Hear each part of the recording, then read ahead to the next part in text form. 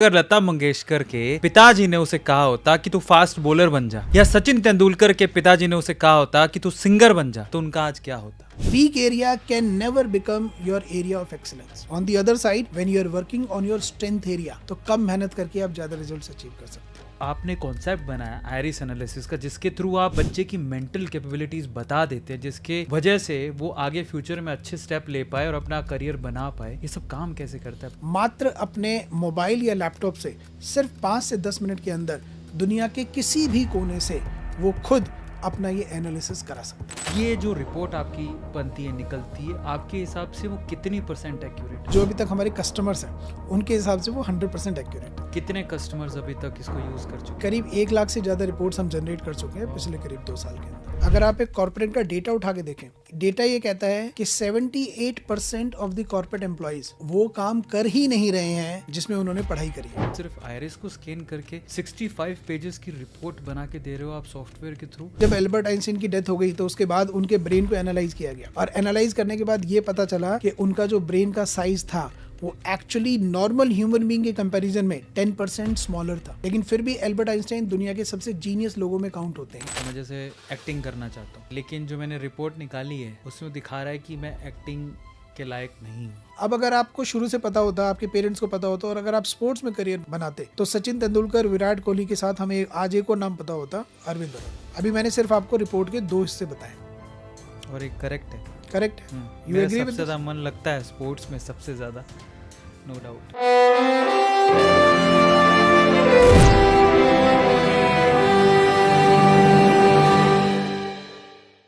अगर आप पेरेंट्स हैं तो मेरा आपसे एक सवाल है, क्या आपका बच्चा वही कर रहा है जिसके वो काबिल है? जरा सोच के देखिए, अगर लता मंगेशकर के पिताजी ने उसे कहा होता कि तू फास्ट बॉलर बन जा, या सचिन तेंदुलकर के पिताजी ने उसे कहा होता कि तू सिंगर बन जा, तो उनका आज क्या होता? पर क्या ऐसा कोई सॉफ्टवेयर है या ऐसा कोई तरीका है जो आपके बच्चे को अभी गाइड कर दे कि उसे क्या करना है?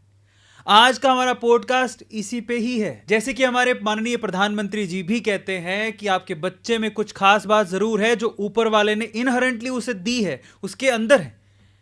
वजह है, बात है तो उसे पहचानने की। जी हाँ, और अगर आप वो पहचान लेंगे तो शायद आपका बच्चा बहुत कम स्ट्रगल में भी वो हासिल कर लेगा जो लता मंगेशकर ने हासिल किया, जो सचिन तेंदुलकर ने हासिल किया, और वो लेजेंड्स बन गए। पर कैसे? बस इसी पे हम लोग पॉडकास्ट कर रहे हैं आज का। तो आज के इस पॉडकास्ट में हम लोग डिस्कशन कर रहे हैं कि किस तरह से हम आपके बच्चों को मदद कर सकें ताकि आपका बच्चा शुरू में ही पहचान ले कि उसे करना क्या है अपनी जिंदगी में। तो इसी प्रॉब्लम को कैटर करने के लिए आज हमारे साथ है मिस्टर संजय गौतम, जो सिर्फ आपकी आयरिस, आपके बच्चे की आयरिस या किसी की भी आयरिस को एनालाइज करके बता सकते हैं कि उसकी मेंटल कैपेबिलिटीज क्या है। तो ये काम कैसे होता है, कैसे होगा? आपके दिमाग में सवाल आ रहे होंगे कि काम कैसे होता होगा, तो इसी बात का जवाब तो देने के लिए हमारे साथ इस पॉडकास्ट में संजय गौतम जी साक्षात हमारे साथ हैं। उनके साथ वार्तालाप करते हैं। सबसे पहले स्वागत करते हैं संजय गौतम जी का। संजय गौतम जी, आपका बहुत बहुत स्वागत है। Thank you very much Arvind ji, thanks a lot. सबसे पहले तो मैं आपको ना बधाई देना चाहूँगा, क्योंकि आप एक ऐसी प्रॉब्लम को कैटर करो जिससे मैं खुद गुजरा हूँ, और मुझे लगता है आप भी पक्का गुजरे होंगे। बिल्कुल। ये एक ऐसा स्ट्रगल है जिसमें माँ बाप भी पिस जाते हैं और बच्चे का भविष्य भी पिस जाता है। बिल्कुल सही कह रहे हैं। इस चीज़ को जानने के लिए कि आयरिस एनालिसिस से पता कैसे लगाया जा सकता है, उससे पहले मैं आपसे जानना चाहता हूँ कि आपकी ज़िंदगी में ऐसा क्या वाकया था जिससे आपको इतनी स्ट्रगल महसूस हुई और आपने सोचा कि यार काश मुझे कोई मदद कर देता और अब मैं बच्चों की मदद करना चाहता हूँ। ओके, सी मेरी कहानी बड़ी अलग है सबसे जी। पॉडकास्ट बहुत लंबा ना हो इसलिए शॉर्ट में बताऊंगा। मैं दिल्ली का ही हूँ, basically born and bought up in Delhi city, and मैं एक ऐसे परिवार से आता हूँ जहाँ पे मैंने वायलेंस देखी है, डोमेस्टिक वायलेंस देखी है, राइट, शराब के नशे देखे हैं, घर में मारपीट देखी है, और एक ऐसा परिवार मैंने देखा है जहाँ पे एजुकेशन को किसी भी तरह की कोई इम्पोर्टेंस नहीं दी जाती है। तो तो ऐसे एक बैकग्राउंड में आता हूँ, और उस बैकग्राउंड में मैंने डेफिनेटली ये महसूस किया कि यार I have no buddy who can actually guide me कि भाई मुझे लाइफ में एक्चुअली क्या करना चाहिए। तो डेफिनेटली जैसे आपने बोला, मैंने खुद अपनी लाइफ में एक्सपीरियंस किया है कि कोई सपोर्ट नहीं है, कोई ऐसा मेंटोर नहीं है, कोई ऐसा टूल, कोई ऐसा असेसमेंट नहीं है जो मुझे या बाकी बच्चों को ये बता सके कि एग्जैक्टली आपको लाइफ में करना क्या है।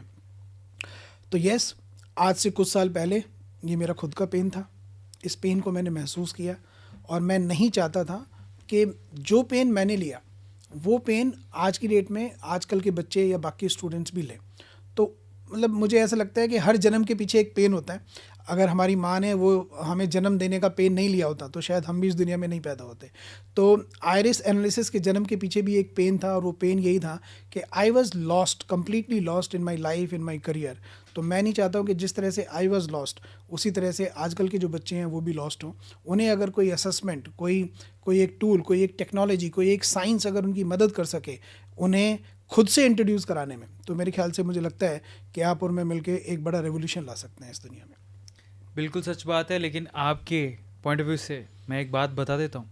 इंडिया में 70% बच्चे ऐसे हैं जो बेसिकली वो कर ही नहीं रहे हैं जिसके वो काबिल हैं। आपने 3 इडियट्स देखी है, वो बातें आपको याद होंगी।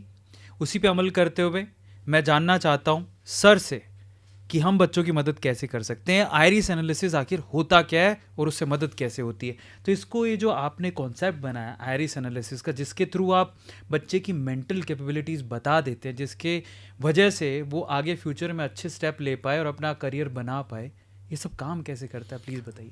तो ये बेसिकली एक टेक्नोलॉजी है। तो आप ये कह सकते हैं कि साइंस और टेक्नोलॉजी का एक बहुत ही बेहतरीन कॉम्बिनेशन है आयरिस एनालिसिस। तो मैं पहले इसके पीछे की साइंस इंट्रोड्यूस करा देता हूँ, फिर टेक्नोलॉजी के बारे में बात करेंगे। साइंस ये कहती है कि हमारी आंखें हमारे ब्रेन के साथ डायरेक्टली कनेक्टेड है। In fact brain is the only organ which is directly connected with our eyes. और जो नर्व हमारी आइज़ और ब्रेन को आपस में कनेक्ट करती है उन्हें कहते हैं ऑप्टिक नर्व। हमारी 2 आंखें हैं और 2 ही ऑप्टिक नर्व हैं। हमारी लेफ्ट आई से जो ऑप्टिक नर्व निकलती है वो हमारे राइट ब्रेन को कनेक्ट करती है, और हमारी राइट आई से जो ऑप्टिक नर्व निकलती है वो हमारे लेफ्ट ब्रेन को आपस में कनेक्ट करती है। तो आप ये कह सकते हैं कि हमारी आइज़ और हमारा ब्रेन, रादर हमारी पूरी बॉडी और हमारा brain, they are cross functionally connected with each other. अब बात करते हैं आइरिस की। तो आइरिस क्या होता है? आइरिस हमारी आंखों का कलर्ड पार्ट होता है। अब ये जो कलर्ड पार्ट है ये ऑब्वियसली एक सर्कुलर शेप में है। इस सर्कुलर शेप में अलग अलग जोन होते हैं और एक जोन किसी न किसी पर्टिकुलर एक बॉडी के ऑर्गन को रिप्रेजेंट करता है। Okay, right. इसका मतलब ये है कि आप इस सर्कुलर आइरिस को एक सर्कुलर वॉल क्लॉक के साथ कंपेयर कर सकते हैं। एक सर्कुलर वॉल क्लॉक में घड़ी में जब 11:05 होते हैं तो घड़ी की दोनों सुइयों के बीच में जो एंगल बनता है वो बनता है 60 डिग्री का एंगल। और हमारी आइरिस में भी ये जो 60 डिग्री का जो जोन है जो 11 और 1 के बीच में होता है, ये जो जोन है, यस, ये वाला जो एंगल है 60 डिग्री का, ये 60 डिग्री का जोन हमारे ब्रेन को रिप्रेजेंट करता है। और ये इन्फॉर्मेशन आप इस चार्ट में भी देख सकते हैं।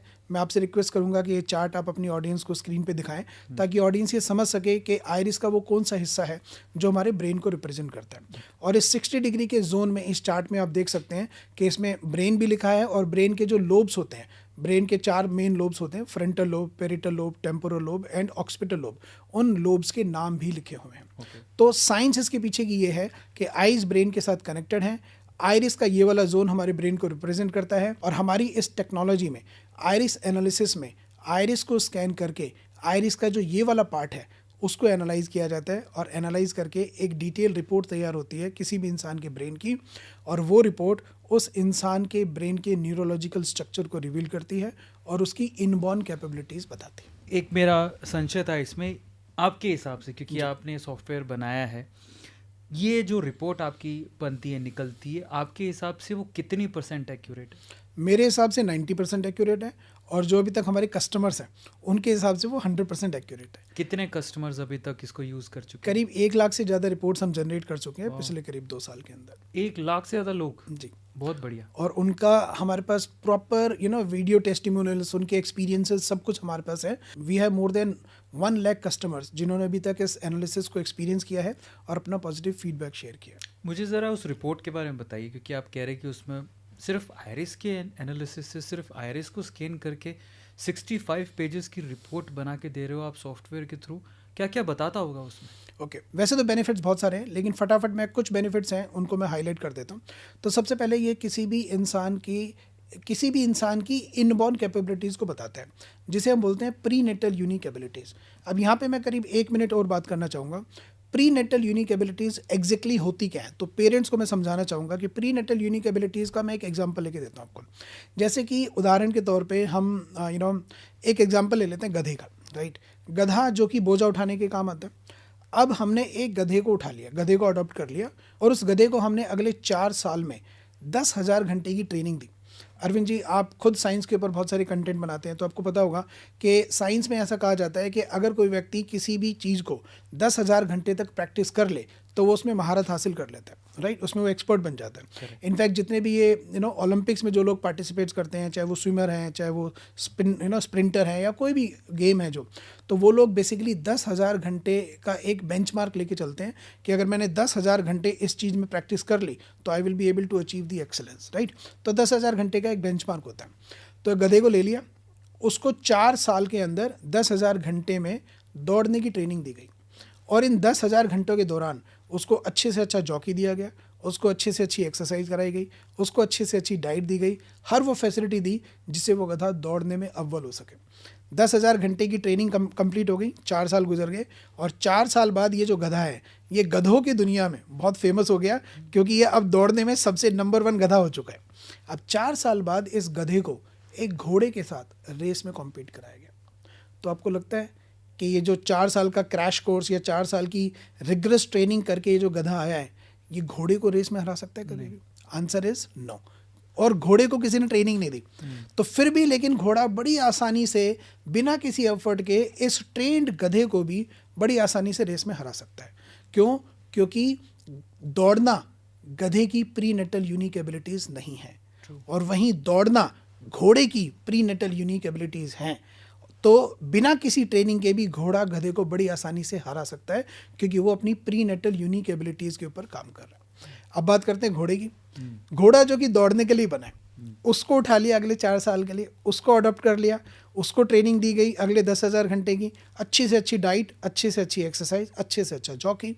अब 4 साल बाद जाहिर सी बात है, ये जो घोड़ा है जो कि दौड़ने के लिए ही बना है, ये घोड़ा बाकी घोड़ों में सबसे तेज़ दौड़ने वाला घोड़ा हो गया, घोड़ों की दुनिया में इसकी वाह वाह हो गई।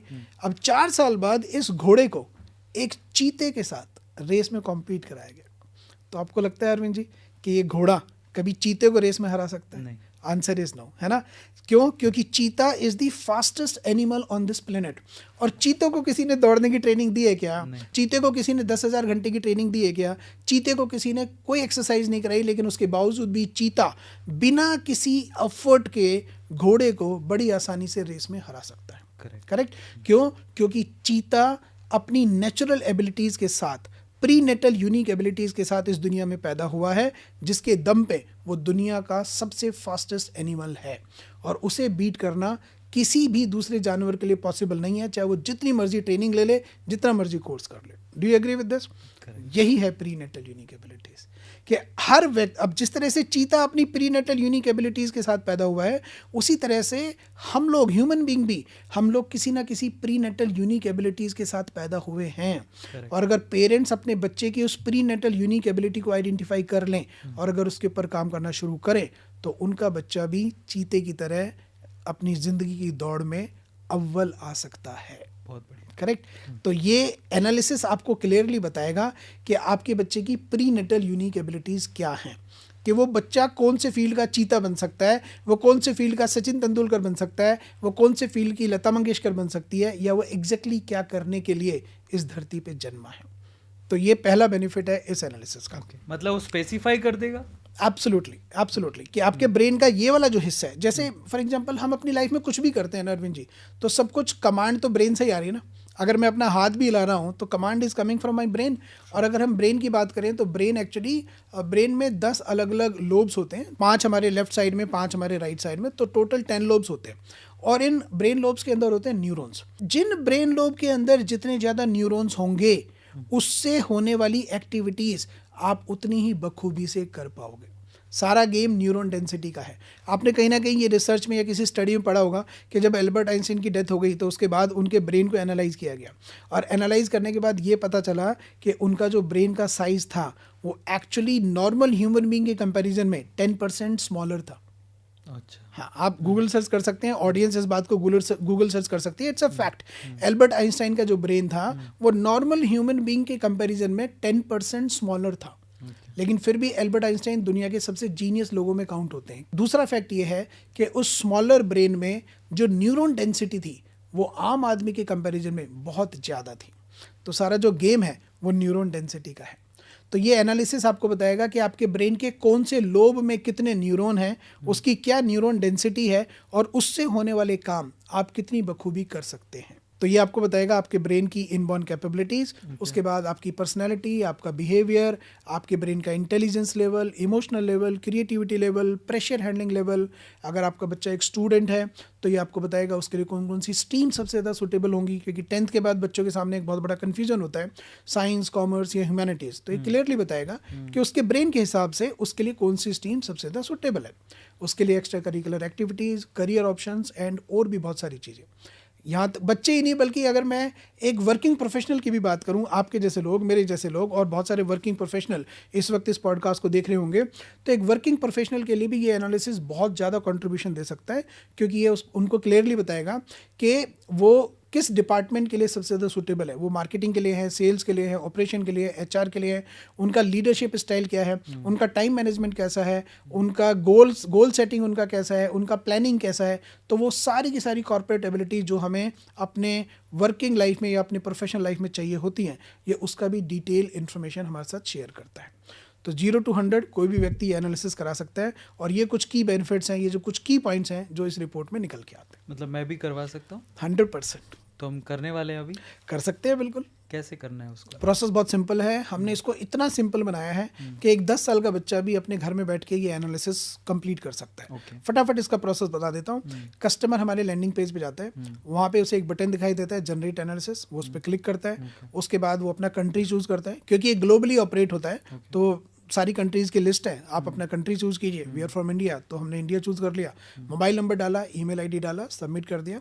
और जैसे आप सबमिट करते हैं तो आपके डिवाइस का कैमरा, चाहे आप लैपटॉप यूज़ कर रहे हैं या मोबाइल यूज़ कर रहे हैं, तो आपके डिवाइस का कैमरा ऑटोमेटिकली एक्टिव हो जाता है। और उस कैमरे के पीछे काम करती है एआई की टेक्नोलॉजी।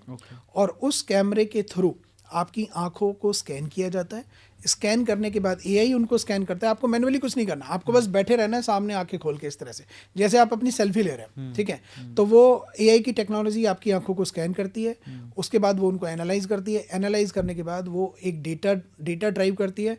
डेटा ड्राइव करने के बाद वो पूरी की पूरी रिपोर्ट तैयार करती है। तो ये प्रोसेस इतना सिंपल है कि अगर कोई व्यक्ति इसको कराना चाहता है तो उसे ये एनालिसिस कराने के लिए उसे ना तो किसी सेंटर पे विजिट करना है, ना उसे कोई टेक्निकल बंदा चाहिए, ना उसे कोई स्पेशल गैजेट चाहिए।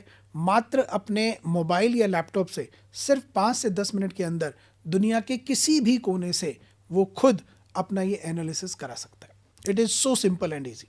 इसमें 2 छोटे से सवाल हैं। पहला सवाल, क्योंकि it's all about your iris, जो डेटा आप दे रहे हैं वो कितना सेफ है आपके साइट पे? तो हमें बेसिकली 2 डेटा चाहिए होते हैं, एक डेमोग्राफिक डेटा और दूसरा biometric data. Demographic data optional है। आपने रिपोर्ट जनरेट करी, आपका नाम अरविंद अरोड़ा है, आप मत लिखो उसमें अरविंद अरोड़ा, आप कुछ भी ABCD नाम लिख दो, फादर का नाम XYZ लिख दो। तो ये जो डेमोग्राफिक डेटा है ये सिर्फ रेफरेंस के लिए है कि भाई ये एनालिसिस अरविंद जी का है। आप नहीं शेयर करना चाहते मत शेयर करो, कोई दिक्कत नहीं है। अब बात करते हैं biometric data which is your iris. तो बायोमेट्रिक डेटा येस स्कैन होता है, एनालाइज होता है, और एनालाइज होने के बाद वो डेटा ऑटोमेटिकली डिलीट कर दिया जाता है। कर नहीं दिया जाता, सर्वर उसको ऑटोमेटिकली डिलीट कर देता है। और ये इन्फॉर्मेशन हम अपनी रिपोर्ट के डिस्क्लेमर में भी देते हैं। और जब कस्टमर रिपोर्ट जनरेट करता है तो वहाँ भी एक डिस्क्लेमर होता है और उसमें भी ये इन्फॉर्मेशन होती है that we do not store any kind of data of your iris. So we don't store biometric data. हाँ, डेमोग्राफिक डेटा हमारे पास ज़रूर सेव रहता है, कस्टमर का नाम, phone number, mail ID, address, और वो भी कस्टमर की ऑप्शन है। अगर वो चाहता है कि वो ये शेयर नहीं करना चाहता, मत शेयर करे, तो वो कोई ऑब्लिगेशन नहीं है। That's all. सो डेटा किसी भी तरह से स्टोर नहीं किया जाता हमारे साथ। दूसरा मेरे दिमाग में एक सवाल और आ रहा था। सवाल ये था कि सपोज़ कि मैं करना चाहता हूँ, मैं जैसे एक्टिंग करना चाहता हूँ, और लेकिन जो मैंने रिपोर्ट निकाली है उसमें दिखा रहा है कि मैं एक्टिंग के लायक नहीं हूँ, या सिंगिंग करना चाहता हूँ तो सिंगिंग के लायक नहीं हूँ, ठीक है, या यूट्यूबर बनना चाहता हूँ तो यूट्यूबर के लायक नहीं हूँ, ठीक है। तो एक तो ये होता है कि भाई रिपोर्ट में दिखा रहा है कि मैं लायक नहीं हूँ तो मैं उसकी आस ही छोड़ दूँ, या दूसरी ये भी हो सकता है कि उसमें लिखा है कि मैं लायक नहीं हूँ लेकिन क्यों लायक नहीं हूँ उस पर काम करूँ। तो किस तरफ जाना चाहिए इंसान को, ये कैसे तय होगा? आपने बहुत ही इंटरेस्टिंग सवाल पूछा है and I would like to appreciate you for this question. In fact अभी कुछ समय पहले doctor Vivek Bindra and Khan sir और गौर गोपाल दास जी, ये तीनों लोग कपिल शर्मा शो पे आए थे। वहाँ पे एग्जैक्टली सिमिलर सिचुएशन थी, सिमिलर क्वेश्चन था। तो डॉक्टर विवेक बिंद्रा ने बहुत ही बेहतरीन जवाब दिया। वही जवाब मैं एक्चुअली आपके ऑडियंस के साथ शेयर करना चाहूँगा कि बच्चे के पास दो अलग अलग सब्जेक्ट हैं। एक सब्जेक्ट वो है जिसमें वो 30-35% मार्क्स लेकर आता है, एक दूसरा सब्जेक्ट है जिसमें वो 70-75% मार्क्स लेकर आता है। तो यानी कि एक सब्जेक्ट वो है जिसमें वो वीक है और दूसरा सब्जेक्ट वो है जिसमें वो स्ट्रांग है। तो 30% वाले पे आप जितनी मर्जी मेहनत कर लो, 30% पे आप मेहनत करोगे तो 30 से वो 40, 45, 50 पहुंच जाएगा, लेकिन वो 95 नहीं पहुंच पाएगा। वहीं दूसरी साइड जब आपके पास 70-75% वाला सब्जेक्ट है, उस पर अगर आप मेहनत करोगे तो उस पर कम मेहनत करके आप ज़्यादा रिजल्ट अचीव कर सकते हो। दुनिया क्या करती है अरविंद जी? दुनिया हमेशा ये बोलती है कि work on your weakness, work on your weakness, work on your weakness. आप वीकनेस पे जिंदगी भर मेहनत करते रहो। Week area can never become your area of excellence. On the other side when you are working on your strength area, तो strength area पे जब आप काम करोगे तो कम मेहनत करके आप ज़्यादा रिजल्ट्स अचीव कर सकते हो। तो आपको आपकी बात का जवाब मिल गया होगा। और स्पेसिफिकली मैंने आप ही के सवाल पूछे हैं, आपके दिमाग में ये सवाल ज़रूर आ रहे होंगे, ठीक है। अब सवाल कईयों के दिमाग में ये भी आ रहा होगा कि क्या कॉस्ट है इसका, ये जनरेट कैसे होता है, आपको पता लग गया। एक काम करते हैं आपके लिए, बाय द वे, अगर आप ये जनरेट करना चाहते हो तो उसका लिंक हम आपको दे दे रहे हैं, वो डिस्क्रिप्शन बॉक्स में आप कनेक्ट कर सकते हैं, डायरेक्टली वेबसाइट पे भी जा सकते हैं, उसका लिंक हम आपको दे दे रहे हैं, आप पे क्लिक करके देखिएगा। कईयों के दिमाग में ये सवाल आ रहा होगा कि क्या कॉस्ट है, थोड़ा सा वो भी पूछ लेते हैं। इसकी क्या कॉस्ट रखी है? जब मान लो कोई पेरेंट है, वो चाहता है कि भी चलो मैं अपने बच्चे के लिए एक आयरिस एनालिसिस करवा ही लेता हूँ। वैसे आप बाय द वे आपने अपनी कंपनी का नाम क्या रखा है? ओके, कंपनी का लीगल नाम है Brainographics global private limited. Okay, iris analysis is the brand name. Okay.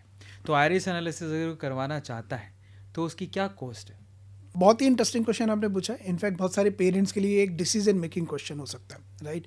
तो मैं एक्चुअली ये बोलना चाहूँगा कि आज की डेट में इंडिया में जो एक मिडिल क्लास फैमिली है, जो एक ए कैटेगरी टाउन में या बी कैटेगरी टाउन में रहती है, अगर आप एक बच्चे की एजुकेशन की कॉस्ट को कंसीडर करेंगे, starting from nursery till his post graduation, तो आप इस नतीजे पे पहुंचेंगे कि एक पेरेंट आज की डेट में अपने बच्चे की पढ़ाई के ऊपर मोटा मोटा करीब 15-20 लाख रुपए खर्च करता है। ये ज़्यादा भी हो सकता है, बहुत सारे केसेस में थोड़ा कम भी हो सकता है, बट ये एक एवरेज वैल्यू निकल के आती है 15-20 लाख रुपए। आप भी एक पेरेंट हैं, मैं भी एक पेरेंट हूँ, तो हम सब लोगों को एक आइडिया है, और हमारी ऑडियंस में बहुत सारे पेरेंट्स होंगे, वो भी इससे एग्री कर सकते हैं, राइट। अब ये पूरे के पूरे 20 लाख रुपए पानी में जा सकते हैं अगर इसे एक सही दिशा ना दी जाए तो। और इस 20 लाख रुपए को सही दिशा देने के लिए पेरेंट को बहुत एक छोटी सी रकम खर्च करनी है, और वो भी पूरे जीवन में सिर्फ एक बार, और वो जो रकम है वो इस कॉस्ट के कंपैरिजन में 0.001% भी नहीं है। यानी ये कॉस्ट बहुत इसकी कम है इस पूरी रिपोर्ट की। और वैसे मुझे ऐसा लगता है कि सही बात है, अपने बच्चे को अंधेरे कुएं में धक्का देने से बढ़िया है पहले ही जान ले कि उसके लिए वो रास्ता बना है कि नहीं बना। तो जब मुझे आज भी याद है कि मैं 12th के बाद मैंने बहुत धक्के खाए थे ये जानने के लिए कि मुझे आगे क्या करना चाहिए। मैंने बहुत सारे एग्ज़ाम दिए, मैंने मैथ के टीचर के पास गया, केमिस्ट्री के टीचर के पास गया, है ना, और उनसे भी जाके जाना कि मैं क्या करूं सर। बेचारे मन मार के बताते तो थे, लेकिन बताते थे कि क्या करें, उनका समय लगता था। पर बहुत ज़रूरी होता है, नो डाउट। अब बहुत सारे पेरेंट्स से अग्री करेंगे, और अगर आप अग्री करते हो तो डिस्क्रिप्शन बॉक्स में लिंक गिवन है, जाइए इनकी टीम से कनेक्ट करिए। कोई डाउट है बाय द वे इनसे भी पूछ लेते कि ये कहाँ मिलेंगे, बाई चांस अगर कोई पेरेंट मिलना चाहता है आपसे, और कोई एड्रेस है जिस पे आके मिल सकता है? फरीदाबाद में हमारा ऑफिस है, वर्ल्ड ट्रेड सेंटर के नाम से एक टावर है, उसी में हमारा ऑफिस है। So we are always available from 10 to 7 Monday to Saturday. क्या बात है, तो आप आके मिल भी सकते हैं इनसे, चॉइस आपका है। और थोड़ा जान लेते हैं, क्या कोई स्पेसिफिकेशन है कि हर तरह की कैटेगरी में ये आपका सॉफ्टवेयर काम करता है? ऐसा कोई स्पेसिफिकेशन नहीं है, राइट, बट येस, ये जो एनालिसिस है, ये जो बच्चे मेंटली चैलेंज है उस केस में ये कारगर नहीं है। तो अगर कोई बच्चा मेंटल चैलेंज से गुजर रहा है तो उसके लिए डेफिनेटली ये एप्लीकेबल नहीं है, तो वो पेरेंट्स इसको ना ही करें, वो साइकेट्रिस्ट से या साइकोलॉजिस्ट से कंसल्ट करें, right. For normal children, yes, definitely it is for everybody, and it is not only for identifying the career selections and everything. It is actually to understand your child as a whole, Okay. right? And if you do it from the beginning itself, right? If you do it from the beginning itself, this is going to be a clear blueprint for your child, and you will be able to do a better parenting of your child today. That's all. तो मैं इसको फिर से clarify कर देता हूँ. इनका ये कहना है कि ये जो रिपोर्ट जितना भी एनालिसिस है बेसिकली उनके लिए कतई नहीं है.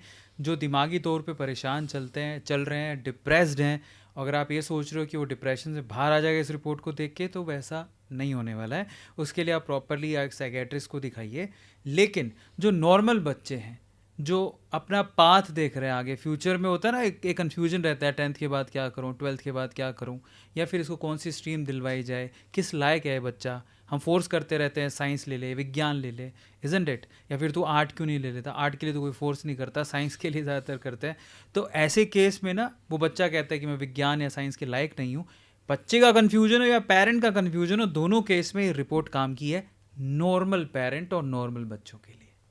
Try to understand. Okay, so बड़ा अच्छा आइडिया है, मुझे तो बड़ा अच्छा लगा. इसके अलावा और क्या ऐसी चीज़ है इन 65 पेजेस में जो बहुत इंटरेस्टिंग है, जो पेरेंट्स को जान के बड़ी अच्छी लगी? जैसे मैंने बताया आपको कि मल्टीपल एरियाज में काम करता है जी, राइट. और जो आज की डेट में हम एक डिजिटल युग में जी रहे हैं जी, है ना. Information is available on a click of it right. अब जिसकी वजह से क्या हो रहा है, एक खासकर जो आजकल जेनजीज एक जो जनरेशन है, उनका पेरेंट्स के साथ बहुत कॉन्फ्लिक्ट रहता है आज की डेट में. बहुत बड़ा गैप आता जा रहा है. ये उस गैप को ख़त्म करने में मदद करता है. पेरेंट्स की मदद करता है बच्चों को समझने में कि एग्जैक्टली मेरा बच्चा क्या है और उसको किस तरीके से मैं हैंडल करूं कि मेरे और उसके बीच में कोई गैप ना है. आज एक जनजी से पूछो कि what is your opinion about your parents, उसका एक ही कंप्लेंट है. वो ये नहीं बोलेगा कि मेरे माँ बाप मुझे प्यार नहीं करते, वो हमेशा ये बोलेगा दे डोंट अंडरस्टैंड मी. तो ये जो कंप्लेंट है, और पेरेंट्स से पूछो कि बच्चों से क्या शिकायत है, they don't listen to us, they don't understand us. तो सबसे बड़ा चैलेंज आज की डेट में जो पेरेंट्स और बच्चों के बीच में पैदा हो रहा है, वो हो रहा है अंडरस्टैंडिंग का. पेरेंट्स बच्चों को अंडरस्टैंड नहीं कर रहे हैं, बच्चे पेरेंट्स को अंडरस्टैंड नहीं कर रहे हैं. तो ये जो गैप है, और ये जो गैप समय के साथ साथ बढ़ता ही चला जा रहा है, इस गैप को ख़त्म करने में बहुत बड़ी मदद करता है आइरिस एनालिसिस. फिर से बहुत ही एक्साइटिंग लग रहा है. वैसे तो काश मेरे टाइम पे ऐसे को बता दिया होता तो मैं इतने कन्फ्यूजन में 1-2 साल ख़राब नहीं करता. क्योंकि इवेंचुअली देखा जाए तो मैं इंजीनियर हूँ, लेकिन फाइनली यूट्यूबर बना और आज मैं पॉडकास्ट कर रहा हूँ. तो इट वॉज सरप्राइजिंग. मुझे पहले पता होता तो मैं अपना पूरा ध्यान उसी चीज़ पे लगाता और शायद मैं और ज़्यादा सक्सेसफुल होता. बट ठीक है. और अरविंद जी, ये स्टोरी सिर्फ आपकी नहीं है कि आप इंजीनियर हैं, फिर आप यूट्यूबर बने, आज आप पॉडकास्ट कर रहे हो. अगर आप एक कॉर्पोरेट का डेटा उठा के देखें तो डेटा ये कहता है कि 78% ऑफ द कॉर्पोरेट एम्प्लॉयज़ वो काम कर ही नहीं रहे हैं जिसमें उन्होंने पढ़ाई करी है. ठीक है. तो it is not the story of Arvind Arora और Sanjay Gautam only, it is the story of 78% such young working professionals. एक कोई इंटरेस्टिंग केस बताइए. जैसे आप कह रहे थे कि आप लगभग 1 लाख लोग आपके सॉफ्टवेयर को यूज़ कर चुके हैं, तो ऐसा कोई इंटरेस्टिंग केस बताइए जिसको सुन के कि आपका एनालिसिस उसने यूज़ किया, पेरेंट को बहुत फ़ायदा हुआ. कोई ऐसा केस? चलो, पहले आप बोल रहे पेरेंट को बहुत फ़ायदा हुआ, पहले तो पेरेंट का ही बताता हूँ मैं एग्जांपल. ठीक है. I have a known person, his name is Vipul Toteja, right. Working professional, HR background, around 25 years of experience. तो उनकी वाइफ हमेशा से कुछ करना चाहती थी, but she did not have any clear, and very talented lady. She has worked with some of the big MNCs and all.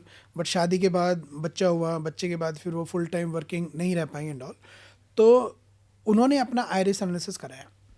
उनका iris analysis ये कहता है कि उनका इनबॉर्न टैलेंट जो है वो है फैशन डिज़ाइनिंग में, कि अगर वो फैशन डिज़ाइनिंग में कुछ करे तो वो बहुत बेहतरीन काम कर सकती हैं. और रिपोर्ट के बाद उन्होंने बताया कि उनका शुरू से ही फैशन डिज़ाइनिंग में इंटरेस्ट भी रहा है. एनालिसिस के बाद उन्होंने फैशन डिज़ाइनिंग शुरू भी करी with limited funds, limited resources. और मज़े की बात यह है, मैं आपको ये बताना चाहूँगा, and I am very, I don't use the word proud, but it is a movement for me to express my gratitude to God. One more opportunity to express my gratitude that lady, she showcased some of her dresses, and उनके कुछ dresses US का एक बहुत बड़ा fashion designing competition होता है, उसके लिए वो ड्रेसेस सेलेक्ट हुई. दैट लेडी किरण टोटेजा उनका नाम है. She travelled from Delhi to US, New York. उस फैशन शो में उन्होंने अपनी ड्रेसेस को डेमोस्ट्रेट किया और she won the second prize in that competition. Amazing. उनका टेस्टिमोनियल, उनका लाइव टेस्टिमोनियल हमारे यूट्यूब चैनल पे पड़ा हुआ है. वो भी लिंक आप प्लीज़ शेयर कर देना. लोग एक रियल केस स्टडी देखने को मिलेगी उनको. डिस्क्रिप्शन बॉक्स में उसका भी लिंक दे देते हैं आपको. तो ये तो हमने एक पेरेंट को, मैं बहुत एक्साइटेड हो गया. अभी हम करने वाले हैं मेरा आइरिस का एनालिसिस. वो क्या कहता है ज़रा हम वो देख लेंगे. पेरेंट का हो गया, बच्चे का भी बताइए. बच्चे के केस में जैसे कि आजकल मोस्ट ऑफ द पेरेंट्स वो अपने बच्चे से उम्मीद करते हैं भाई IIT की दौड़ में है सब. Most of the parents they are in this race of either IIT और नीट. तीसरा कुछ ऑप्शन समझ में नहीं आता उनको. ठीक है. अब एक बच्चा आज से करीब 15-16 महीने पहले, राइट, उसके बोर्ड के एग्ज़ाम ख़त्म हो चुके थे, राइट, 14 महीने पहले की बात कर रहा हूँ मैं. तो अब उसके ऊपर बहुत स्ट्रॉन्ग प्रेशर था कि उसके पेरेंट्स चाहते हैं कि वो IIT की तैयारी करे. ही वॉज इन 10th के एग्ज़ाम दे चुका था. तो वो उसके पेरेंट्स चाहते हैं कि वो IIT की तैयारी करे. वो उसको आकाश में भेजने की कोशिश कर रहे थे, राइट. बच्चे का इंजीनियरिंग में कोई इंटरेस्ट नहीं था, राइट. बच्चे का इंटरेस्ट था जिसको बोलते हैं ना ASI है ना हमारे कंट्री में, आर्कियोलॉजिकल सर्वे ऑफ इंडिया. उसका इंटरेस्ट था इन सब चीज़ों में कि भाई पुरानी चीज़ें, पुरानी इमारतें, मिट्टी, नेचर, इसमें उसका बड़ा इंटरेस्ट था, राइट. और ये बात हमें पता नहीं थी. हमने उसका एनालिसिस किया. एनालिसिस क्लियरली ये बता रहा है कि ये बच्चा तो ये सोफे पे बैठ के पढ़ने वाला नहीं है. इसको आप घास पे बिठा दो, मिट्टी में बिठा दो, पेड़ के नीचे बिठा दो. यानी कि उसको जितना नेचर के करीब रखोगे उतना उसका ब्रेन चीज़ों को ज़्यादा प्रोसेस करेगा. उसके ब्रेन का लेफ्ट ऑक्सीपिटल लोब, ये वाला, ये बहुत स्ट्रांग था. और ये जो लेफ्ट ऑक्सीपिटल लोब है ये एक्चुअली नेचर से डील करता है, राइट. इसमें आपके वेजिटेबल्स, एनिमल्स, ट्रीज, पेड़ पौधे, झरने, नदी, ये सब चीज़ें आती हैं. नेचर के प्रति आप कैसे डील करते हो, नेचर की आपकी कितनी अंडरस्टैंडिंग है और नेचर के साथ आपका ब्रेन किस तरह से जुड़ा हुआ है. तो ये वाला लोब उसका बहुत स्ट्रांग था. So we recommended these people कि boss, instead of sending your child to IIT, आप इसको एक ऐसे प्रोफेशन में भेजिए जहाँ पे ये नेचर के साथ डील कर सके. जैसे कि हॉर्टिकल्चर हो सकता है, बॉटनी हो सकता है. मैं दिल्ली में रहता हूँ, ठीक है. दिल्ली में आज की डेट में एक जो बहुत बड़ी समस्या है वो है पोल्यूशन की, राइट. और दिल्ली के अलावा भी कई ऐसे शहर हैं जो आज की डेट में पोल्यूशन की मार झेल रहे हैं. तो ऐसी सिचुएशन में एक बहुत ही प्रॉमिसिंग करियर उभर के आता है जो 99% पेरेंट्स को पता ही नहीं है. और उस करियर का नाम है एनवायरमेंट इंजीनियरिंग. दिल्ली में और आने वाले समय में बहुत सारे शहरों में, बहुत सारी कंट्रीज़ में एनवायरमेंट इंजीनियरिंग की बहुत ज़बरदस्त डिमांड पैदा होने वाली है और बहुत सारे पेरेंट्स को पता ही नहीं है. तो मैंने उनको बोला कि आपका बच्चा ऑलरेडी इन्वायरमेंट सेंसिटिव है, नेचर के प्रति उसके ब्रेन का बहुत स्ट्रॉन्ग कनेक्शन है. तो आप उसे ये इलेक्ट्रिकल इंजीनियरिंग, मैकेनिकल इंजीनियरिंग या इलेक्ट्रॉनिक्स इंजीनियरिंग कराने के बजाय आप उसे इन्वायरमेंट इंजीनियरिंग कराइए जिसमें उसका ब्रेन चल भी रहा है और आने वाले समय में उसका स्कोप भी बहुत है. उनको बात समझ आई, बच्चे को भी समझ आया. बच्चा भी खुद ही बोलता है कि हाँ यस, मेरा बहुत इंटरेस्ट है इन सब चीज़ों में. तो फाइनली उनका बच्चा इंजीनियरिंग में तो जा रहा है. अभी तो खैर वो 11th में है, इंजीनियरिंग में तो जा रहा है. पर ये उसको क्लैरिटी मिल गई कि मेरे को इलेक्ट्रिकल, मैकेनिकल, इलेक्ट्रॉनिक्स नहीं करनी है, मेरे को एनवायरमेंट इंजीनियरिंग करनी है. मेरा ब्रेन इस चीज़ के लिए बना हुआ है. बढ़िया, राइट. ये तो फाइनली एट द एंड मैं मेरा आइडियाज एनालिसिस भी करूँगा, लेकिन एक सवाल बड़ा इंटरेस्टिंग मेरे दिमाग में आ रहा था. एक सवाल मेरा इंटरेस्टिंग दिमाग में ये भी आ रहा था कि बहुत सारे ऐसे टीचर्स होते हैं, मैंने देखे हैं, जैसे मैं भी अपने टीचर के पास गया था और मेरे जैसे पता नहीं कितने बच्चे ट्यूशन टीचर के पास या स्कूल के टीचर के पास जाके पूछते हैं कि सर मैं क्या करूं. It's a kind of counselling. तो मुझे ऐसा क्यों फील हो रहा है कि आपका ये जो बिज़नेस है बेसिकली वो टीचर्स भी कर सकते हैं या फिर स्कूल वाले भी आपसे ये सॉफ्टवेयर लेके अपने बच्चों का एनालिसिस करवा सकते हैं, या बहुत सारे ऐसे लोग हो सकते हैं जिनके बच्चे कनेक्शन में हो तो उनकी वो मदद कर सकते हैं. तो ऐसा कुछ आप प्लान कर रहे हैं? बिल्कुल मैं कर रहा हूँ, डेफिनेटली. क्योंकि see this is my own innovation, right. और इस इनोवेशन को मैं अपने पास रखना नहीं चाहता हूँ. I want to spread it. कि स्प्रेड होगी तभी हमारे देश के हर एक बच्चे तक ये साइंस एक्चुअली पहुँचेगी, तभी उसको एक्चुअली बेनिफिट भी होगा. तो मैं इस साइंस को डेफिनेटली देश के हर एक कोने तक लेकर जाना चाहता हूँ. जिसके लिए definitely we are looking for some people who can be the part of our mission. तो टीचर आपने जो एग्जाम्पल दिया बिल्कुल सही एग्जाम्पल है. बहुत सारे टीचर्स अपने बच्चों की काउंसलिंग करते हैं और वो काउंसलिंग करते हैं तो उनके पास क्योंकि लिमिटेड रिसोर्सेज है, वो कोई काउंसलर तो है नहीं, वो तो बेसिकली टीचर है, लेकिन फिर भी उनके पास जितनी भी जानकारी है उस जानकारी के आधार पे वो बच्चों की मदद करते हैं, उनकी काउंसलिंग करते हैं, राइट, और वो डेफिनेटली कंट्रीब्यूट भी करते हैं। लेकिन अगर वही टीचर्स हमारी इस टेक्नोलॉजी को अडॉप्ट कर लेते हैं तो वो जो एक साधारण काउंसलिंग कर रहे हैं वो साधारण काउंसलिंग की जगह एक प्रोफेशनल काउंसलिंग कर सकते हैं, और कोई गेसिंग वर्क नहीं, कोई अंदाज़ा नहीं, बच्चे को एकदम सटीक सजेशन दे सकते हैं कि बेटा आपको एक्चुअली ये चीज़ करनी चाहिए। तो यस, स्कूल के टीचर्स और भी कई सेगमेंट हैं जो डेफिनेटली हमारे साथ इस मिशन में जुड़ सकते हैं। स्कूल टीचर हो सकते हैं, काउंसलर्स हो सकते हैं, साइकोलॉजिस्ट हो सकते हैं, साइकेट्रिस्ट हो सकते हैं, टीचर्स हो सकते हैं, ट्रेनर्स हो सकते हैं, बिजनेस एंटरप्रेन्योर हो सकते हैं, बिजनेसमैन हो सकते हैं जो सचमुच समाज के लिए, बच्चों के लिए कुछ करना चाहते हैं, जो मतलब एक रेवोल्यूशन लेकर आना चाहते हैं, एक चेंज लेकर आना चाहते हैं। तो ऐसा कोई भी व्यक्ति जो बच्चों की लाइफ में कंट्रीब्यूशन देना चाहता हो, जो देश को विश्वगुरु बनाने में मदद करना चाहता हो, वो व्यक्ति हमारे इस मिशन से जुड़ के देश में और समाज में अपना कंट्रीब्यूशन दे सकता है। और वो लोग भी कर सकते हैं शायद जो बिजनेस करना चाहते हैं। Yes of course, business opportunity तो खैर इसमें है ही एक बहुत तो बड़ी। वही आपने जब बोल ही दिया कि बिजनेस अपॉर्चुनिटी, तो वो कैसे है, उनका कितना खर्चा लगेगा और कितना कमा सकते हैं, थोड़ा उस पर प्रकाश डालिए। ठीक है, सी, तो हम लोग बिजनेस अपॉर्चुनिटी किस तरह से ऑफर करते हैं कि हम इस पूरी टेक्नोलॉजी को वाइट लेबल करके उनके अपने ब्रांड पे तैयार करके देते हैं। यानी कि अगर कोई टीचर या कोई स्कूल या कोई इंडिविजुअल आयरिस एनालिसिस के बिजनेस में आना चाहता है तो बहुत सारी कंपनीज क्या करती हैं अरविंद जी, वो अपने ब्रांड की फ्रेंचाइजी देती हैं, क्योंकि फ्रेंचाइजी देने से उनका ब्रांड प्रमोट होता है और वो रॉयल्टी भी लेते हैं। हम लोग ये सब नहीं करते। भगवत गीता में श्री कृष्ण कहते हैं कि प्रेम और मोह में जो सबसे बड़ा डिफरेंस है ना, वो ये है कि मोह एक्चुअली बांध के रखता है और प्रेम आपको मुक्ति देता है, राइट। तो मोह आपको बंधन देगा और प्रेम आपको मुक्ति देगा। तो मैं अपने प्रोडक्ट से प्रेम करता हूँ, मैं अपने बिजनेस से प्रेम करता हूँ, इसलिए मैं इसको बांध के नहीं रखना चाह रहा हूँ, मैं इसको मुक्ति दे रहा हूँ। बढ़िया, राइट। और मुक्ति कैसे दे रहे हैं? हम इसको वाइट लेबल करके किसी भी इंसान के उनके खुद के ब्रांड पे वाइट लेबल करके उनको दे देते हैं। तो क्या अगर मैं जैसे वाइट लेबल करके लेना चाहता हूँ, क्या कॉस्ट होगा उसका? ठीक है, कॉस्ट से पहले मैं थोड़ा सा ये बताता हूँ कि आपको एक्चुअली आपको क्या क्या मिलेगा और व्हाट विल यू गेट। तो पूरा का पूरा आयरिस एनालिसिस का software, white labelling on your own brand, unlimited number of reports हैं, कोई ज्योग्राफिकल लिमिटेशन नहीं है, पूरे देश में कहीं भी आप अपना बिजनेस एक्सपेंड कर सकते हो। और क्योंकि आप एक ब्रांड ओनर हो तो आप ये एनालिसिस तो सेल करोगे ही करोगे, लेकिन आप अपने ब्रांड की फ्रेंचाइजीज भी अपने अंडर में डिस्ट्रीब्यूट कर सकते हो कहीं भी। क्योंकि आप ब्रांड ओनर हो ना, आप मेरे फ्रेंचाइजी नहीं हो। आप अगर मेरे फ्रेंचाइजी होते तो आप सीमित हो जाते, क्योंकि एक फ्रेंचाइजी अपने अंडर में दूसरी फ्रेंचाइजी थोड़ी दे सकता है। लेकिन क्योंकि आप एक इंडिपेंडेंट ब्रांड ओनर हो आयरिस एनालिसिस के, तो आप अपने ब्रांड की फ्रेंचाइजी पूरी दुनिया में बांट सकते हो, और जो वो फ्रेंचाइजीज बिजनेस करती हैं तो उसका कुछ शेयर आपको भी मिलता ही है, राइट। तो इस तरह से आप अपना खुद का ब्रांड आयरिस एनालिसिस के फील्ड में स्टार्ट कर सकते हो। ठीक है, अब बात करते हैं खर्चे की। और उससे पहले ये भी जानना चाहता हूँ कि ऑन एन एवरेज आपने फ्रेंचाइजी पक्का दी भी होगी, कितना कमा लेता होगा इंसान?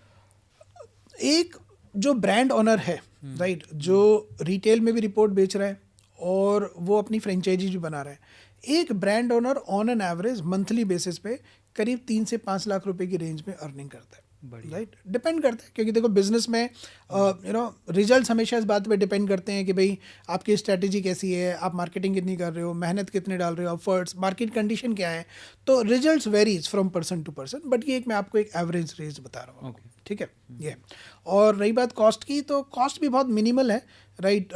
हमारे पास रिफंडेबल, नॉन रिफंडेबल दोनों ऑप्शंस हैं, राइट। तो according to the preference of the customer, according to the preference of the business owner, we can sit, discuss and we can take it further. तो ये तो बहुत बढ़िया है कि कोई अगर ऐसा ब्रिलियंट आइडिया आपको एकदम वाइट लेवल करके दे रहा है, क्योंकि मेहनत तो उन्होंने की है सारी की सारी, आपको सिर्फ उसका वो फ्रेंचाइजी लेना है बेसिकली। फ्रेंचाइजी भी नहीं, बल्कि अपना खुद का ब्रांड आप दूसरों को फ्रेंचाइजी दे सकते हो। बढ़िया, वाइट लेवल करके आपको मिल रहा है, फ्रेंचाइजी दीजिए दूसरों को, और साथ में अपना ब्रांड बिल्ड हो रहा है, वो अलग, और आपको मेहनत भी नहीं करनी पड़ी, पीछे मेहनत भी है इनकी। पर इससे आपको क्या मिलेगा? मतलब अगर मैं वाइट लेवल करके लेता भी हूँ तो क्या एक जब बॉन्ड बनेगा तो उसमें एक certain percentage business percentage royalty आपको जाती रहेगी? हाँ, लाइक इनिशियल एक सेटअप कॉस्ट होती है, राइट, वो उसमें हमारे कुछ मार्जिन होते हैं, वो है।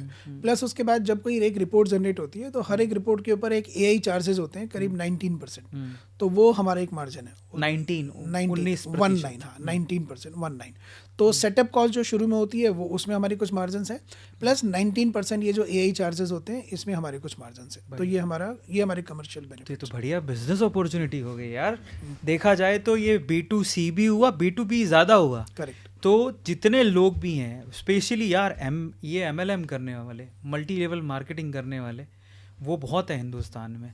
और अगर आप मल्टी लेवल मार्केटिंग कर रहे हो, उससे थोड़े फेडअप हो गए हो, या लगता है ठीक है उससे मैंने पैसा कमा लिया है, मैं एक और बिजनेस अपॉर्चुनिटी देखना चाहता हूँ, दिस इज़ दी अपॉर्चुनिटी। उसके लिए भी हम डिस्क्रिप्शन बॉक्स में इनका आपके एड्रेस भी डाल देते हैं, कॉन्टैक्ट डिटेल्स भी डाल देते हैं, जिससे आप ये फ्रेंचाइजी या फिर ये वाइट लेवल सॉफ्टवेयर आप ले सकते हैं, कनेक्ट कर सकते हैं। अगर आप चाहें तो कनेक्ट ज़रूर कीजिएगा, जबकि करना भी चाहिए आपको। सो ये तो बहुत अच्छी अपॉर्चुनिटी है, कमाल की है। Let me also tell you the cherry on the cake. बढ़िया। Cherry on the cake is that we are also affiliated with one institution which is based at USA. Institute का नाम है American research institute of dermis and genetic evaluation, right, based at USA California. तो we are affiliated with this institute. तो कोई भी व्यक्ति जो इस बिजनेस से जुड़ता है, तो ऐसा नहीं है कि ये अपॉर्चुनिटी हर किसी के लिए अवेलेबल नहीं है, यू नो अरविंद जी। हर किसी के लिए अवेलेबल क्यों नहीं है? क्योंकि सीरियस बिजनेस है। आप पेरेंट्स की काउंसलिंग कर रहे हैं, बच्चों की इनबॉर्न कैपेबिलिटीज़ बता रहे हैं। तो आई डोंट वांट कि भाई कोई भी नॉन सीरियस बंदा इस बिजनेस से जुड़े, क्योंकि मैटर सीरियस है ना। बच्चे की लाइफ का सवाल है, पेरेंट्स की लाइफ का सवाल है। तो I don't want anybody who is non serious coming into this business. So there is a filtration also.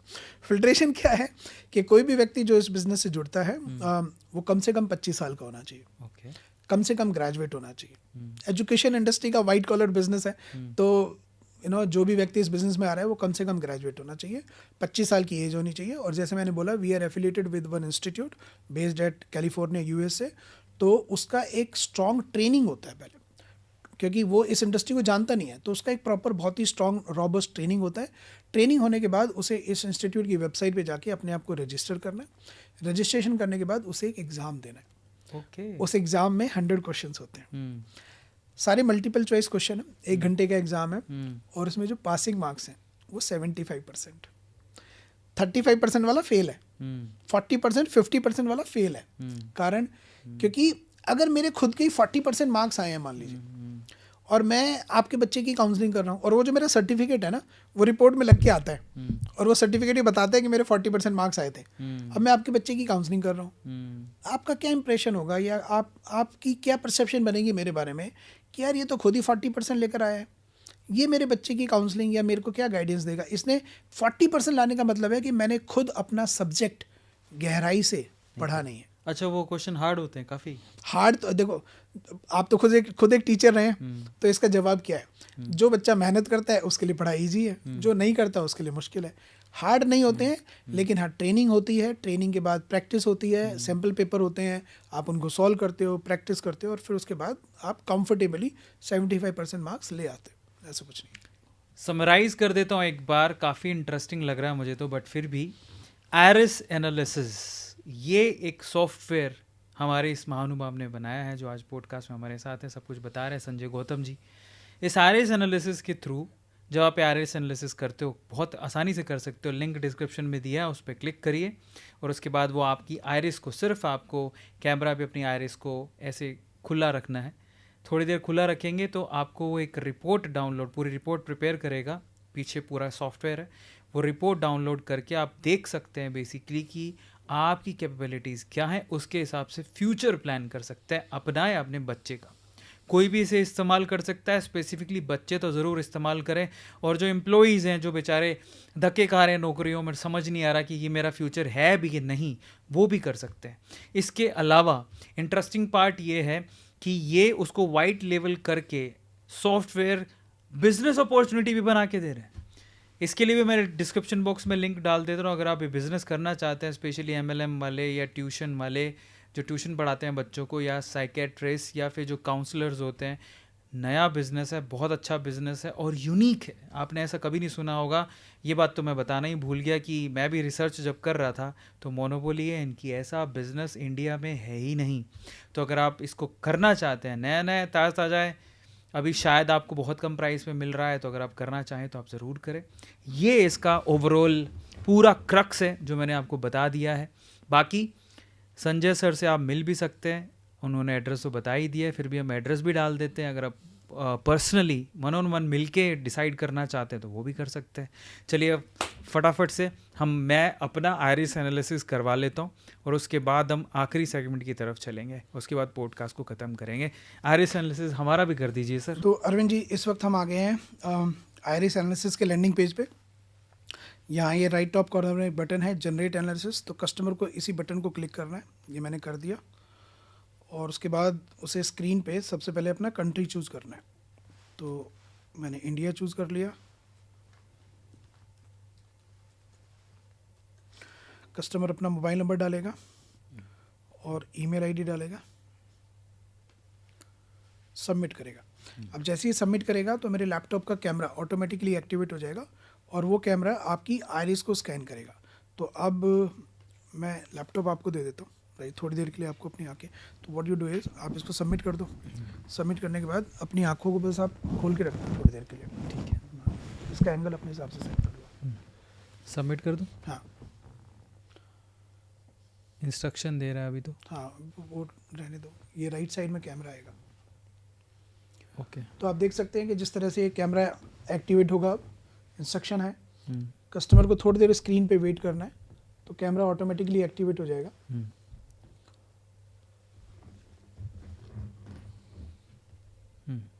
Right, आंखें खोल के रखिए आप और वो ऑटोमेटिकली स्कैन कर लेगा उनको।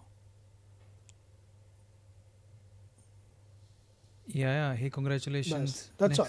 Next. Yes, That's it takes only few seconds. It is as good as taking a selfie. अब हमें अपनी खुद की अगर सेल्फी लेनी हो तो कितनी देर लगती है, राइट? 2 सेकंड का काम है वो।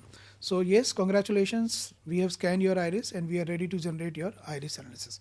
अब मैं इसको नेक्स्ट स्क्रीन पे लेके जा रहा हूँ। जब मैं इसको नेक्स्ट स्क्रीन पे लेके जाऊँगा तो यहाँ कस्टमर की डिटेल्स पूछे गए, उसका नाम, phone number, basically demographic information. तो मैं आपका नाम डाल रहा हूँ इधर। तो उसके बाद जब हम इस पेज पे आते हैं तो कस्टमर को अपनी डिटेल्स डालनी है, जिसमें बेसिक इन्फॉर्मेशन है, उनका खुद का नाम, father's name, date of birth, gender, phone number, mail ID. और एक इंटरेस्टिंग इन्फॉर्मेशन है, उसे रिपोर्ट की लैंग्वेज चूज़ करनी है। एक्चुअली ये report Arvind ji 19 different languages में जनरेट हो सकती है, बढ़िया। जिसमें से 9 इंडियन लैंग्वेजेस हैं, 9 फॉरेन लैंग्वेजेस भी हैं, स्पेनिश, जापानीज़, मैंड्रीन, राइट, ये सारी, और एक स्टैंडर्ड लैंग्वेज है जो कि है इंग्लिश। तो ये 19 डिफरेंट लैंग्वेज में रिपोर्ट जनरेट हो सकती है। तो कस्टमर अपने प्रेफरेंस के हिसाब से कोई भी लैंग्वेज चूज़ कर सकता है। उसके बाद नीचे अलग अलग तरह की रिपोर्ट हैं, ये भी मैं बताना चाहूँगा कि 7 अलग अलग तरह की रिपोर्ट्स आती है हमारे सिस्टम में, जिसमें से जो सबसे पहली रिपोर्ट है वो है टोडलर रिपोर्ट, जो कि 0 से 5 साल के बच्चों के लिए है। उसके बाद किड्स रिपोर्ट है जो कि 6 से 10 साल के बच्चों के लिए है। स्टूडेंट रिपोर्ट है 11 से 16 साल के बच्चों के लिए। फिर उसके बाद करियर रिपोर्ट है 17 से 20 साल के यंगस्टर्स के लिए। कैंपस टू कॉर्पोरेट रिपोर्ट है 21 टू 26 के लिए। फिर कॉर्पोरेट रिपोर्ट है वर्किंग प्रोफेशनल्स के लिए, आपके जैसे मेरे जैसे 27 ईयर्स प्लस के लिए। और एक होल लाइफ रिपोर्ट है जिसे किसी भी एज ग्रुप का व्यक्ति करा सकता है। तो मैं इस वक्त होल लाइफ रिपोर्ट जनरेट कर रहा हूँ और डिस्क्लेमर है, डिस्क्लेमर पे मैंने क्लिक किया और मैं आगे बढ़ता हूँ। अब जब मैंने इसको क्लिक किया तो ये मुझे अब नेक्स्ट विंडो पे लेके जाएगा, जो कि होगा पेमेंट विंडो। अब कस्टमर यहाँ पेमेंट करेगा,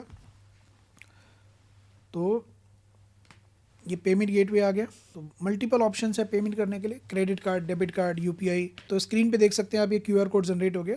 तो मैं यहाँ पे पेमेंट कर रहा हूँ लाइव। यस, ये पेमेंट प्रोसेस हो रही है। Payment completed, confirming payment. Okay, so payment part is completed. Now system will process the analysis. तो ये एनालिसिस के बाद जब प्रोसेस शुरू होता है तो यहाँ पे स्क्रीन पे बटन आता है डाउनलोड रिपोर्ट। कस्टमर इस पर क्लिक करता है और ये पूरा का पूरा प्रोसेस शुरू होता है।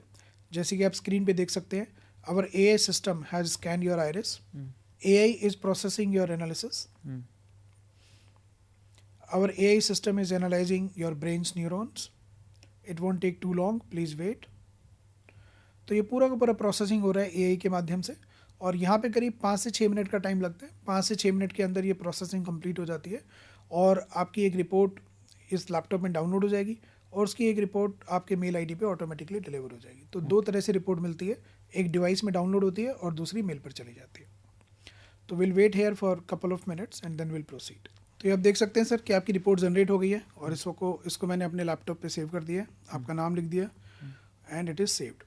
उसके बाद एक इम्पॉर्टेंट चीज़ मैं आपके साथ शेयर करना चाहूँगा कि रिपोर्ट जब जनरेट हो जाती है तो रिपोर्ट जनरेट होने के बाद कस्टमर के पास ऑप्शन होता है कि कस्टमर अपनी काउंसलिंग भी बुक करा सकता है हमारी कम्युनिटी में किसी भी काउंसलर से। तो यहाँ उसको एक बटन दिखता है बुक अ काउंसलर, जब वो इस बटन पे क्लिक करता है तो क्लिक करने के बाद उसे हमारी पूरी कम्युनिटी का एक्सेस मिलता है, जहाँ पे उसे दुनिया भर के काउंसलर्स दिखते हैं। जैसे ये मिस्टर शिवराज हैं, he is from Australia, Swati she is from Mumbai, right, mister उसके बाद mister Anil Pandey from Mumbai, Hemant Kumar from Delhi. तो इस तरह से हमारे पास बहुत सारे काउंसलर्स की एक कम्युनिटी है अक्रॉस कंट्री। तो उनके सबके प्रोफाइल, उनकी क्वालिफिकेशन, उनका एक्सपीरियंस सब कुछ आपको यहाँ देखने को मिलता है और कस्टमर किसी भी काउंसलर के साथ अपनी काउंसलिंग बुक कर सकता है और ये प्रोसेस कंप्लीट हो जाता है। अब आपके लिए क्योंकि मैं बैठा हूँ तो यहाँ पे काउंसलर की हम बुकिंग नहीं कराएंगे, ठीक है। तो मेरी रिपोर्ट मेरे सामने है और हम चाहते हैं कि हमारे संजय गौतम जी ही हमें बताएं कि उसमें क्या क्या लिखा है। रिपोर्ट में सर जो ओवरऑल काउंसलिंग होती है ना वो करीब 1 घंटे की होती है। ओके। अब क्योंकि हम पॉडकास्ट में बैठे हैं तो पूरी एंड टू एंड काउंसलिंग में तो 1 घंटा लगेगा, पॉडकास्ट बहुत लंबा होगा, पर फिर भी इस रिपोर्ट का जो जिस्ट है, जो ओवरऑल है, वो मैं आपको ज़रूर बताता हूँ, ठीक है। इस रिपोर्ट में जो कंटेंट एग्जैक्टली शुरू होते हैं वो होते हैं पेज नंबर 12 से। पेज नंबर 12 आपकी पर्सनैलिटी को रिप्रेजेंट करता है और ये आपको बताता है कि आपकी पर्सनैलिटी की स्ट्रेंथ क्या है, राइट। आगे वीकनेस भी होंगी, अपॉर्चुनिटी, थ्रेट, तो पूरा स्वॉट है पर्सनैलिटी का स्वॉट। तो पर्सनैलिटी का जो स्ट्रेंथ है उसके 2-4 पॉइंट्स में पढ़ता हूँ, क्योंकि इसका जो मेन पेज है वो ये नहीं है, मेन पेज तो वो ब्रेन वाला है अपना, तो पर इसमें फिर भी 2-3 पॉइंट में पढ़ देता हूँ, आप मुझे बता सकते हैं। तो आपकी स्ट्रेंथ, आपकी पर्सनैलिटी की जो स्ट्रेंथ है वो ये कहती है that you are confident in expressing your opinion, standing up for yourself and handling situation when necessary, ठीक है। आपको अपने अंदर जो बात चल रही है, अपने आइडियाज़, अपने थॉट्स, वो दूसरों के सामने रखने में कोई दिक्कत परेशानी नहीं होती है। You are very good in expressing yourself, right. You are motivated and goal oriented person. Goal orientation मतलब गोल को अचीव करना ही वो आपका सबसे बड़ा मोटिवेशन है। So you are motivated and goal oriented person, constantly striving for success in various aspects of life. तो आपके लिए सक्सेस का मतलब सिर्फ बैंक बैलेंस ही नहीं है, it is various aspects. Health भी आपके लिए एक सक्सेस है, वेल्थ भी आपके लिए एक सक्सेस है, स्पिरिचुअलिटी भी आपके लिए एक सक्सेस है, फैमिली भी आपके लिए एक सक्सेस है। So you seek success in various aspects of life, सिर्फ एक एरिया में नहीं, मल्टीपल एरियाज में आपको सक्सेस चाहिए।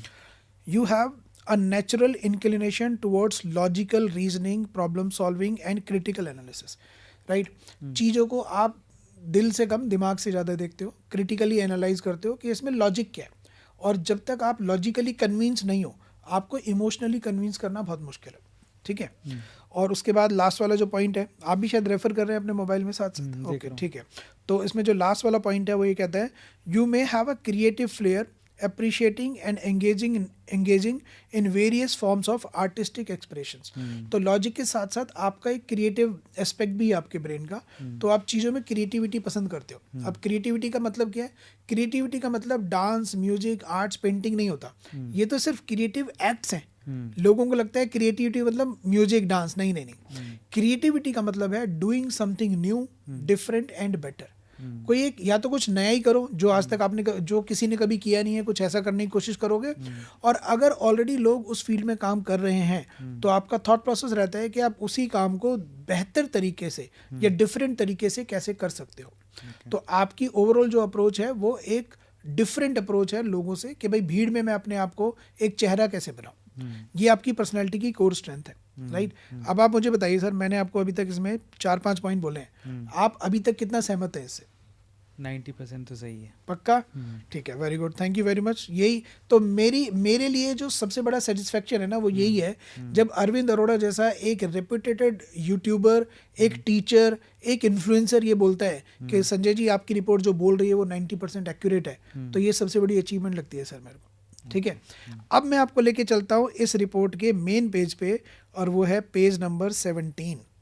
Page number 17, yes. इसकी हेडिंग अगर आप पढ़ेंगे तो हेडिंग लिखी है न्यूरॉन्स डिस्ट्रीब्यूशन। अभी पॉडकास्ट में हम थोड़ी देर पहले बात कर रहे थे कि जब भी इस दुनिया में कोई कोई इंसान पैदा होता है, कोई भी बच्चा पैदा होता है, तो जन्म के वक्त उसके ब्रेन में 100 बिलियन न्यूरॉन्स होते हैं और वो 100 बिलियन न्यूरॉन्स उसके ब्रेन के जो 10 अलग अलग लोब्स हैं उसमें डिस्ट्रीब्यूटेड होते हैं। और ये जो पेज है ये आपके उन 100 बिलियन न्यूरॉन्स का हिसाब बताता है आपको। अब इस पेज को मैं थोड़ा सा ब्रीफ कर देता हूँ, ओवरव्यू दे देता हूँ। इसमें ये पेज 2 पार्ट्स में डिवाइडेड है, first half and second half.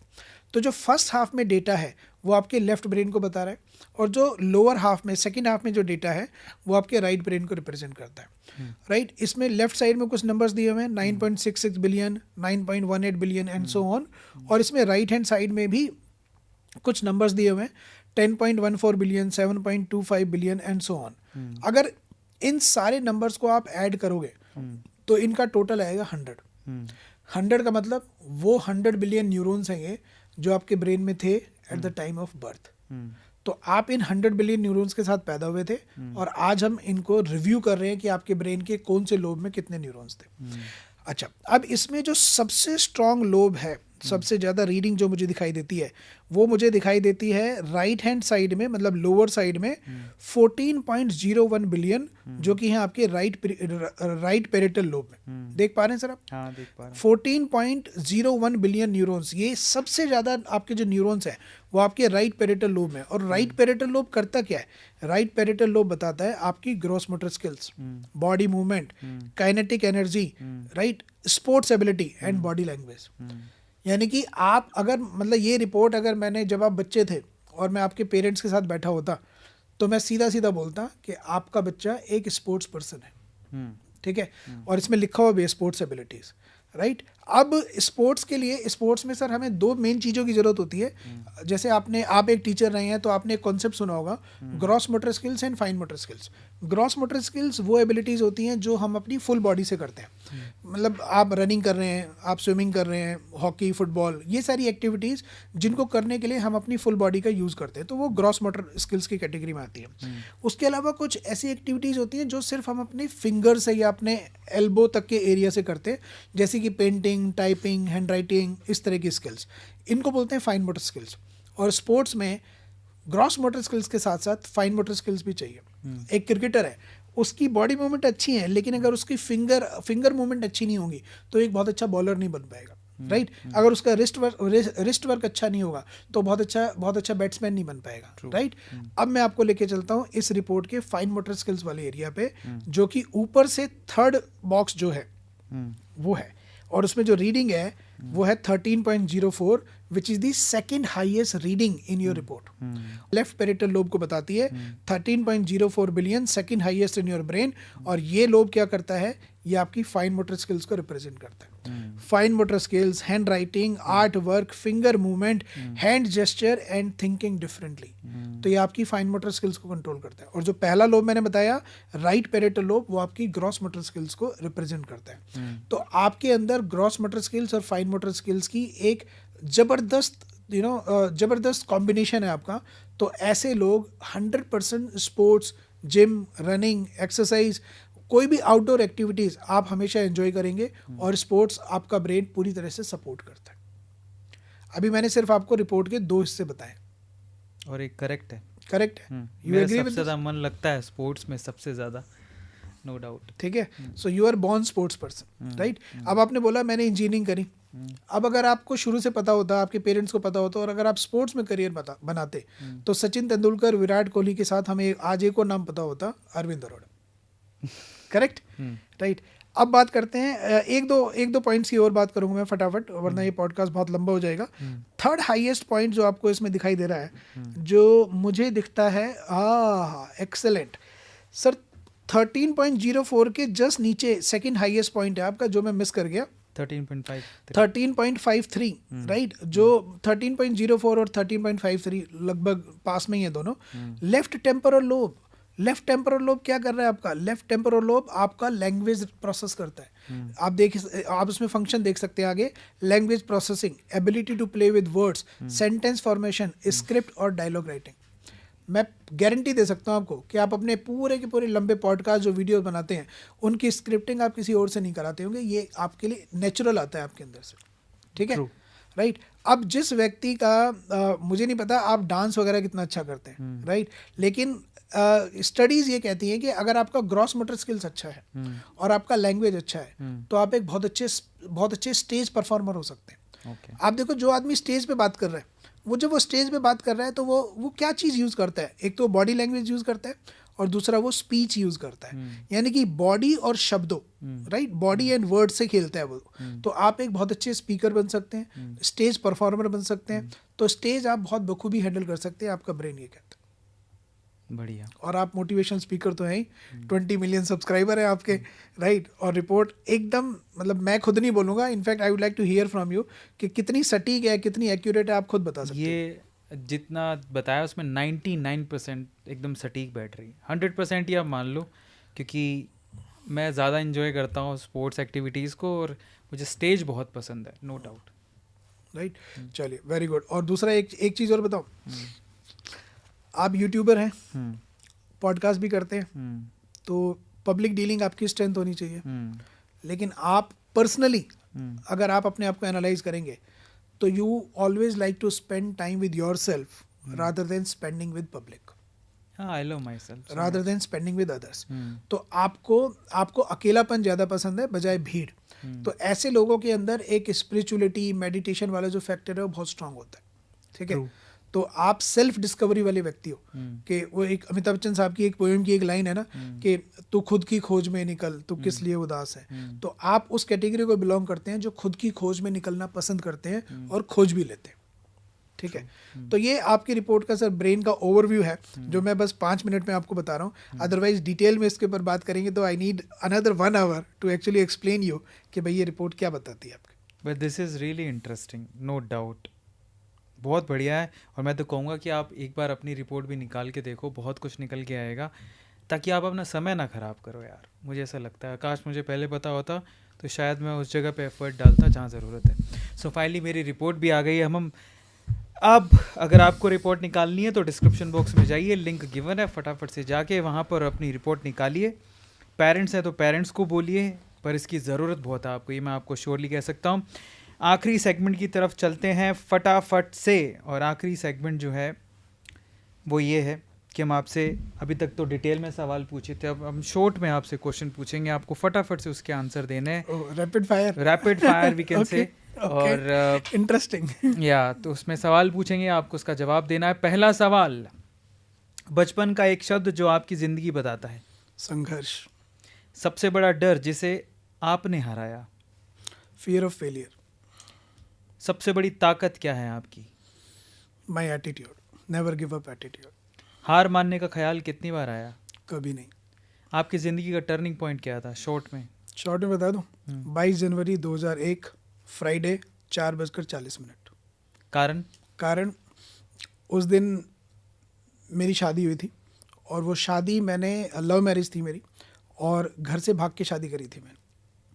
Detail में किसी और दिन बात करेंगे, लेकिन वो एक डिसीजन था जिसने मुझे एक ऐसी सिचुएशन में डाल दिया था कि अब करो या मरो, अब मेरे पास पीछे मुड़ के जाने का रास्ता नहीं है, राइट। और फिर लाइफ इट वेंट ऑन। पैसा या उद्देश्य क्या ज़रूरी है। डेफिनेटली उद्देश्य। आलोचना ज़रूरी है, नुकसानदायक। आलोचना बिल्कुल ज़रूरी है।